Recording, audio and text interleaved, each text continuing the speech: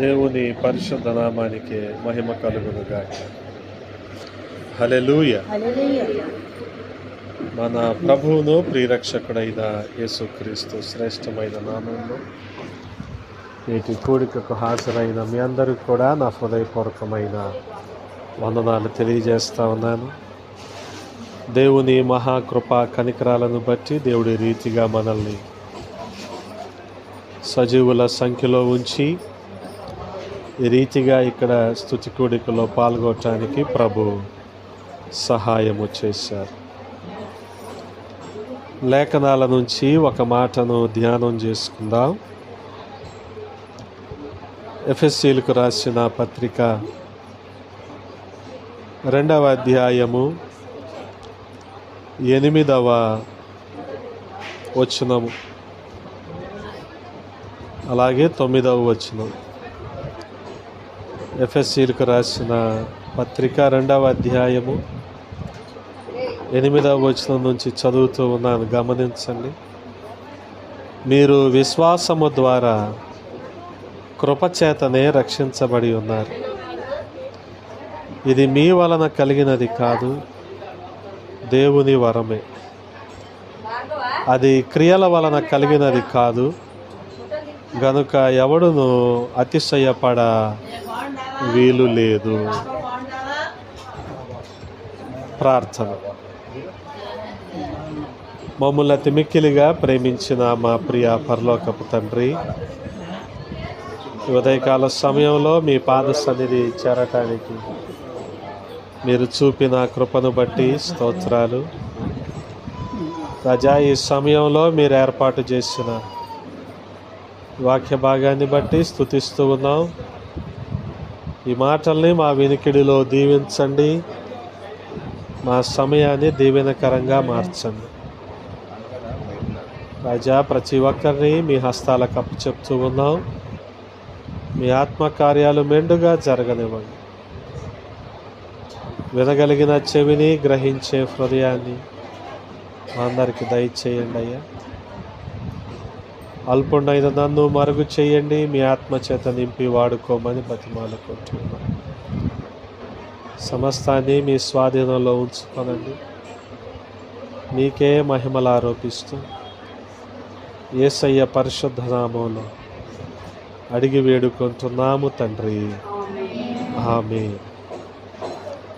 ప్రభునందు ప్రియ సహోదరి సహోదరులారా, చదవబడిన మాటలు చాలా శ్రద్ధగా గమనించండి. ఎఫెసీయులకు రాసిన పత్రిక 2వ అధ్యాయము 8వ వచనం. మీరు విశ్వాసము ద్వారా కృపచేతనే రక్షింపబడి ఉన్నారు. ఇది మీ వలన కలిగినది కాదు, దేవుని వరమే. ఎఫెసీయులకు రాసిన పత్రిక అంతటిలో కూడా దేవుని కృపను మనం జ్ఞాపకం చేసుకుంటూ ఉన్నాం. మానవ మేధస్సు కంటే, శక్తియుక్తుల కంటే మనిషి రక్షించబడటానికి కలిగిన కారణం కేవలం దేవుని ఉచితమైన కృప. ఇది మన క్రియల వలన కలిగినది కాదు, ఆయన నుంచి మనం పొందుకున్న వరమే అని పరిశుద్ధుడు పౌలు ఎఫెసీ సంఘంతో మాట్లాడుతూ ఈ రీతిగా అంటున్నాడు. ఇది కేవలము దేవుని నుంచి మనం పొందుకున్న వరమే. వాస్తవానికి మనిషి రక్షింపబడటానికి లేదా పరలోకాన్ని పొందుకోవటానికి పుణ్యకార్యాలు చేస్తే మనిషి పరలోకానికి వెళ్తాడు అన్న ఆలోచన ప్రతి వ్యక్తికి కూడా ఉంటుంది. అందుకనే గమనించండి, ఆ రీతిగా మన క్రియల వలన ఇది జరిగింది కాదు అంటున్నాడు పౌలు అపోస్తలుడు. 9వ వచనంలో రాయబడిన మాట మనం చదవగలిగితే, అది క్రియల వలన కలిగినది కాదు, గనుక ఎవడును అతిశయపడ వీలు లేదు అంటున్నాడు. అందుకని గమనించగలిగితే మనిషి చేయని ప్రయత్నాలు లేవు పరలోకాన్ని సంపాదించుకోవటానికి, రక్షణ భాగ్యాన్ని పొందుకోవటానికి మనిషి అనేక రీతులుగా ప్రయత్నిస్తూనే ఉన్నాడు. ఆది కాండములో ఏదేను తోటలో ఆదాము అవ్వలు ఎలాగైతే దేవునితో ఉండే సహవాసాన్ని, ఆధిక్యతను పోగొట్టుకొని తిరిగి దేవునితో ఐక్యమవటానికి వారు చేయని ప్రయత్నం లేదు. ఈ ప్రయత్నం అంతటిలో కూడా ముఖ్యంగా మానవ మేధస్సే కనబడుతూ ఉంది. దేవుణ్ణి సంతోషపెట్టాలి, ప్రాయశ్చిత్తం చేసుకోవాలి, పుణ్యకార్యాలు చేయాలి, వీటిల్లో కూడా మన క్రియలే కనపడుతూ ఉన్నాయి. వాస్తవానికి పరిశుద్ధ గ్రంథమైన బైబిల్ కూడా మనకి బోధించేది ఏంటంటే విశ్వాసం ఉండాలి, విశ్వాసముతో పాటు క్రియలు కూడా ఉండాలి. క్రియలు లేని విశ్వాసము మృతము అని పరిశుద్ధ గ్రంథం మనకు చెప్తా ఉంది. క్రియలు అవసరమే, కానీ మనం రక్షించబడటానికి కలిగిన కారణం అయితే క్రియలు కాదు.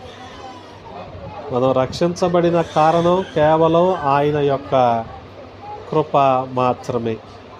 అందుకనే విశ్వాసము ద్వారా కృపచేత మనము రక్షించబడ్డాము. హల్లెలూయా. గమనించండి, చాలా స్పష్టంగా ఈ సత్యాన్ని మనం అర్థం చేసుకోవాలి. క్రియలు కేవలము మన విశ్వాసాన్ని బలపరచటం కోసం మాత్రమే కానీ క్రియల వల్లనే మనం పరలోక రాజ్యాన్ని సంపాదించుకోలేము. క్రియలు వల్లనే మనము రక్షించబడలేము. అందుకనే మన విశ్వాసాన్ని బట్టి వాస్తవానికి లూకాసు సువార్త 18వ అధ్యాయములో ప్రార్థన చేస్తున్న ఇద్దరు వ్యక్తుల్ని మనం చూస్తూ ఉంటాం. ప్రార్థన చేస్తున్న సొంకరి కనపడతాడు, ప్రార్థన చేస్తున్న పరిసయుడు కూడా కనపడతాడు. పరిసయుడు అంటే గమనించండి, ధర్మశాస్త్రాన్ని తూచా తప్పకుండా పాటించేవాడు. ధర్మశాస్త్రం మనకేం బోధిస్తూ ఉంది? మోషే ఇచ్చిన ధర్మశాస్త్రం, మోషేకి ఇవ్వబడిన ధర్మశాస్త్రం, దాని వలన మనకి ఇవ్వబడిన 10 ఆజ్ఞలు, ఇవి మనకేమి బోధిస్తూ ఉన్నాయి? కొన్ని చేయమంటున్నాయి, కొన్ని చెయ్యొద్దు అంటుంది. వాటి ప్రకారము జీవించటమే నీతి అని మనకు బోధిస్తూ ఉంది. వాస్తవానికి పరిసయ్యుని పని ఏంటంటే ధర్మశాస్త్రాన్ని అనుసరించటం, ధర్మశాస్త్రాన్ని బోధించటం. ఆ రీతిగా ఆ పరిసయ్యుడు ప్రార్థన చేస్తున్నాడు. నేను వారంలో 2 రోజులు ఉపవాసం ఉంటున్నాను అంటున్నాడు. ఇక్కడ మనకేం కనపడుతుంది? క్రియలు కనపడుతుంది. మంచిదే, క్రియలను బట్టి విశ్వాసం ఉంది, అది మంచిదే. క్రియలు లేకుండా విశ్వాసం మృతమని పరిశుద్ధ గ్రంథం చెప్తుంది కదా. కానీ ఇక్కడ క్రియల వలన కలిగినది కాదు అంటున్నాడు పౌలు అపోస్తలుడు. కేవలం ఉపవాసం ఉండటం ద్వారానో, కేవలము ప్రభు భాగాన్ని ఇవ్వటం వలనో, కేవలము ఆరాధనకు హాజరవటం వలనో, ఈ క్రియల వలన మనం రక్షించబడలేదు. కేవలము దేవుని కృప వలనే మనము రక్షించబడ్డాము అని రాయబడి ఉంది. ఈ సత్యాన్ని మనం అర్థం చేసుకోవాలి. వాస్తవానికి ప్రార్థన చేస్తూ పరిసయ్యుడు అంటాడు, నేను అన్నీ చేస్తానే ఉన్నాను, ఈ సొంకరిలాగా నేను ఉండటం లేదు కదా అంటున్నాడు. అక్కడ మానవ మేధస్సు కనపడతా ఉంది, అతిశయం కనపడతా ఉంది. నేను ఇలా లేను కదా అని.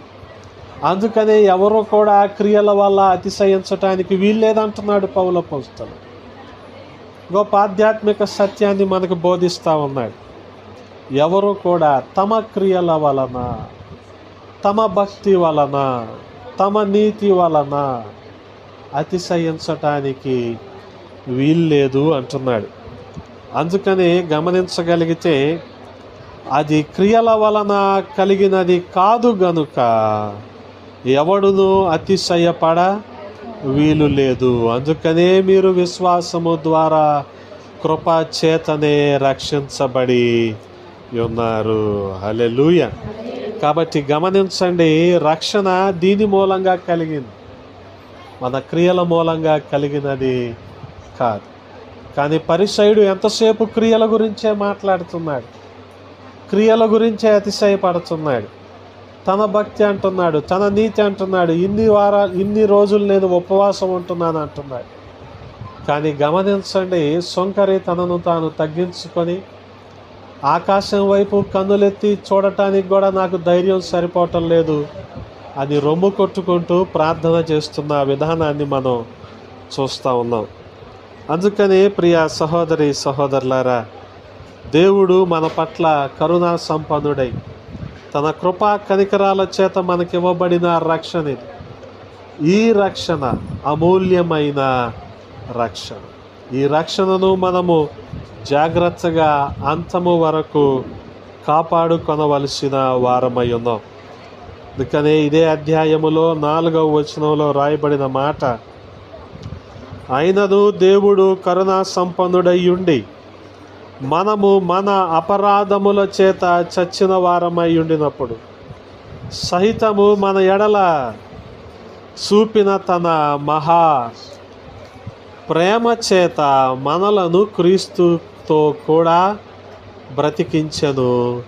కృప చేత మీరు రక్షించబడి ఉన్నారు. హల్లెలూయా.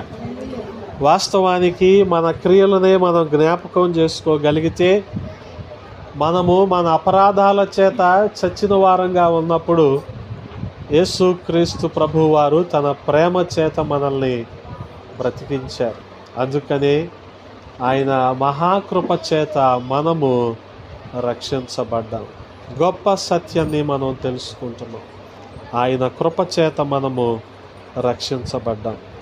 వాస్తవానికి పాత నిబంధన కాలంలో యాజకుని దగ్గరికి వెళ్ళి కనపరుచుకొని వారి అపరాధాలను ఒప్పుకున్నప్పుడు యాజకుడు కొంత పరిహారాన్ని లేదా ప్రాయశ్చిత్తాన్ని వాళ్ళు చేసుకోవాలని సూచించేవారు. దానికి అనుగుణంగా మరి గొర్రెలను, పొట్టేళ్లను, మేకలను, కోడెదూడలను మరి ఏదో ఒక దాన్ని వారు బలి ఇవ్వాల్సి వచ్చేది. వారు యాజకుని దగ్గరికి తీసుకెళ్ళేవాళ్ళు. యాజకుడు వాటిని బలిచ్చి, అంటే గమనించండి, వాస్తవంగా అపరాధము చేసింది లేదా పాపము చేసింది మనిషి, కానీ అక్కడ బలి అయిపోతుంది మాత్రం ఆ మోగ జంతువు.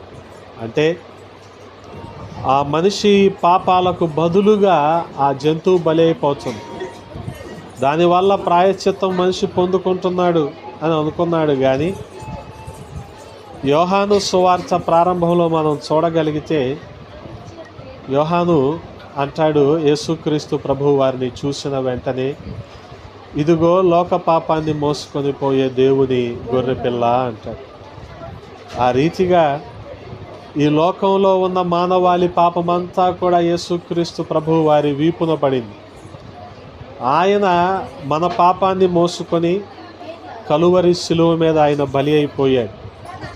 ఆయన మన కోసం ప్రాణాలను అర్పించాడు. శిలువ మీద ఆయన ప్రాణత్యాగం చేశాడు. ఆయన కార్చిన అమూల్యమైన రక్తం వలననే మనము రక్షణలోనికి వచ్చాం. మనము పవిత్రులుగా తీర్చబడ్డాం. అందుకనే పౌలపోస్తలుడు ఏమంటున్నాడు, మన అపరాధాల చేత మనము చచ్చిన వారమై ఉన్నా సరే క్రీస్తు తనతో కూడా మనల్ని బ్రతికించాడు. తన ప్రేమ చేత మనల్ని బ్రతికించాడు. కాబట్టే మనము కృప ద్వారా రక్షించబడ్డాము. హల్లెలూయా. అందుకనే గమనించండి ప్రియ సహోదరి సహోదరులారా, విశ్వాసము ద్వారా కృప చేత మనము రక్షించబడ్డాము. ఇది మన క్రియల వలన కలిగినది కాదు. ఎవరైతే వారి హృదయమందు విశ్వసించి, ఏమని విశ్వసించాలి? యేసుక్రీస్తు ప్రభువారు నన్ను రక్షిస్తారు, నా పరిస్థితుల నుంచి, నా పాపాల నుంచి నన్ను రక్షిస్తారు అని హృదయమందు విశ్వసించి, నేను పాపిని అది నోటితో ఒప్పుకున్న ప్రతి వ్యక్తి కూడా రక్షణ పొందుకుంటాడు. అది కూడా కేవలము దేవుని ఉచితమైన కృప చేత మాత్రమే. హల్లెలూయా. కాబట్టి గమనించండి ప్రియ సహోదరి సహోదరులారా, అటువంటి రక్షణను మనం పొందుకున్నాం. అనేకులకు కూడా అటువంటి రక్షణను మనం అందించే వారంగా ఉండాలి. వారి కొరకు మనం ప్రయాసపడాలి, వారి కొరకు ప్రార్థించే వారిగా ఉండాలి. వారిని దేవుని రక్షణ భాగ్యంలోనికి మనం నడిపించే వారంగా ఉండాలి. కారణం ఏంటంటే ఎవరు నశించిపోవటం దేవుని చిత్తం కాదు. అందుకని ఆయన రాకడని ఇంకా ఆలస్యం చేస్తున్నారు. ఇంకా ఆలస్యం చేస్తున్నారు. ఆంటీ గారు 10:30, 10ంటికి అలాగా ప్రారంభిద్దామన్నారు. కానీ మనం 12ంటికి ప్రారంభించాం. 10ంటికి నేను ప్రారంభించేసి ఉంటే కామెతోపు శకన్య వాళ్ళు ఉండేవాళ్ళు కాదుగా. 12ంటికి ప్రారంభించాం కాబట్టి వాళ్ళు ఉన్నారు. అలాగే ఆయన ఇదిగో నేను త్వరగా వస్తున్నానని చెప్పి ఆయన వచ్చేసి ఉంటే రక్షణ పొందుకోనే పరిస్థితి ఏంటి? వాళ్ళు దేవుని రాజ్యంలో పరలోకంలో చేరేవాళ్ళు కాదు. ఆయన ఇంకా ఆలస్యం చేస్తున్నాడు. ఎందుకు ఆలస్యం చేస్తున్నాడు? ఇంకా రక్షింపబడని వాళ్ళు రక్షణ పొందుకుంటారేమో అని ఆలస్యం చేస్తున్నాడు. కాబట్టి గమనించండి, మనము కూడా ఇతరుల రక్షణ కొరకు ప్రయాసపడాలి. వారికి ప్రభువుని మనం పరిచయం చేయాలి. మన కుటుంబాలలో, మన ఇరుగు పొరుగులో, మనం పనిచేసే చోట అనేకులు కూడా రక్షించబడని వారు అనేకులు కూడా ఉంటారు. వారికి ప్రభువుని మనము పరిచయం చేయాలి, వారిని మనం రక్షించుకోవాలి. అందరం కూడా పరలోకంలో సంతోషంగా దేవుణ్ణి ఎదుర్కోవాలి. అటువంటి కృపా దేవాది దేవుడు మనందరికీ దయచేయునుగాక. ఆమేన్. ప్రార్థన చేసుకుందాం. విన్న మాటలను బట్టి ప్రార్థన చేసుకుందాం. మహాగణుడా, మహోన్నతుడా, సర్వశక్తి కలిగిన ప్రభువా, ఉదయకాల సమయంలో కొద్ది మాటలు మేము ధ్యానించడానికి కృపనిచ్చారు. స్తోత్రం రాజా. మేము విశ్వాసము ద్వారా కృపచేతనే రక్షించబడ్డామన్న సంగతి మరొకసారి మీరు మాకు జ్ఞాపకం చేశారు. ఇది మా క్రియల వల్ల కలిగినది కాదు, అందుకు బట్టి మేము అతిశయింపవలసింది లేదు. రాజా, రీతిగా మీ కృపలో మేము కొనసాగటానికి, అనేకులను నడిపించడానికి సహాయం ఇచ్చారు. ముఖ్యంగా ఈ కూడికను ఏర్పాటు చేసుకున్న కుటుంబీకులను మీరు దీవించి ఆశీర్వదించండి. వారి అవసరతలన్నిటినీ తీర్చమని బతిమాలుకుంటూ ఉన్నాం. వారి ప్రయత్నాలన్నిటిలోనైనా మీరు సహాయం చేయండి, సమృద్ధిని అనుగ్రహించండి. యేసయ్య పరిశుద్ధ నామములో అడిగి వేడుకుంటున్నాము పరమ తండ్రి. ఆమేన్.